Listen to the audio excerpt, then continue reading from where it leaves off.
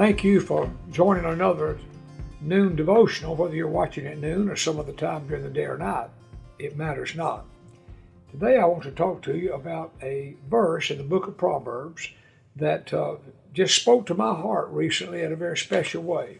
It's in Proverbs chapter number 19, if you want to jot that down, and it's in verse number 23, Proverbs chapter 19, verse 23. And I'm reading from the NIV translation, and the verse says, "The fear of the Lord leads to life."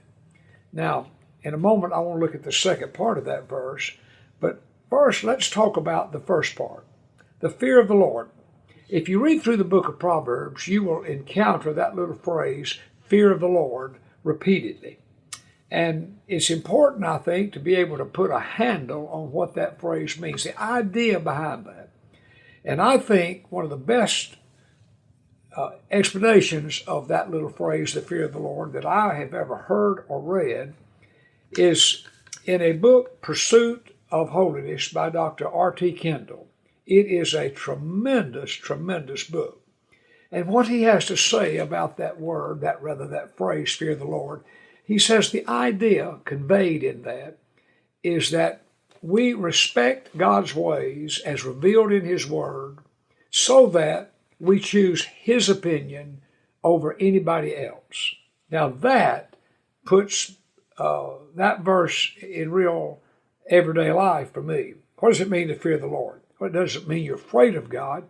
It means you respect His ways as revealed in His Word, the Bible, so that you choose His opinion over the opinion of anyone else. Now that changes the way we live. And the Bible says the fear of the Lord leads to life. And this word life is talking about flesh. It's talking about being alive. And so as you and I live our life, if we respect God's ways as revealed in His Word, so that we choose His opinion over anyone else, then what it does, it leads to a healthy, strong, productive life.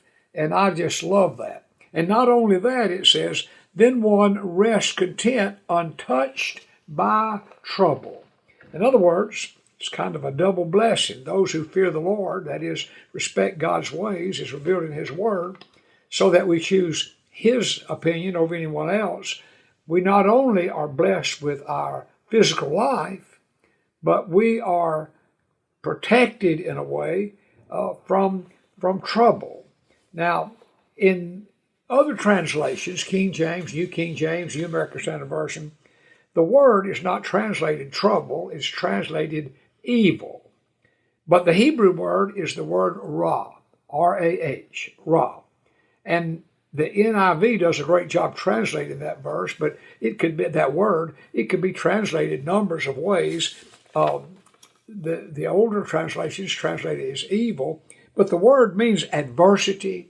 It has the idea of affliction, calamity, distress. In other words, if you and I will live our life respecting God's ways as revealed in His Word, we're not only going to have a good life, we're going to be protected from the adversities that can sometimes come into life and the calamities that come into life, the afflictions that come into life. It doesn't mean we'll never have a problem in life, but it just simply means we're going to be living our life God's way as revealed in His Word.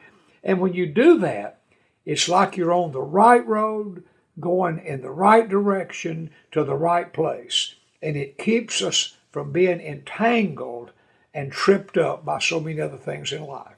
So, I encourage you, as you now kind of have begun this new week, this week just say to yourself, the best I can with God's help, I'm going to respect God's ways as revealed in His Word, and you watch what will happen in your life and you will see the difference. Well, have a great rest of this day. Have a good week, and I look forward to seeing you next time.